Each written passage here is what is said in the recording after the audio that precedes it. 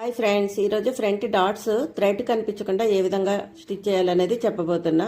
మనం ముందుగా మార్కింగ్ చేసుకుంటాం కదా, అందులో ముందు మిడిల్ డాట్ నుండి ఈ విధంగా వీడియోలో చూపిస్తున్నట్లు ఎక్కడి వరకు అయితే మార్కింగ్ చేసుకున్నామో అక్కడ వరకు ఈ విధంగా నీడిల్ని పెట్టుకొని స్టిచ్ చేసేసుకోండి. తర్వాత మళ్ళీ ఇంకోసారి కింద వరకు స్టిచ్ చేసేసుకోండి.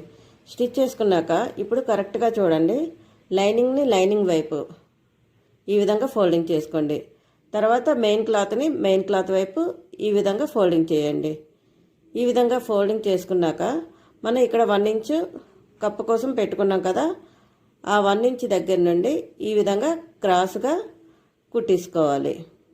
కుట్టుకున్నాక మనం టర్న్ చేసుకొని చూసుకుంటే లైనింగ్ వైపు కానీ లేదంటే మెయిన్ వైపు కానీ మనకి థ్రెడ్ అనేది బయటకు కనిపించకుండా చాలా నీట్గా కనిపిస్తుందండి.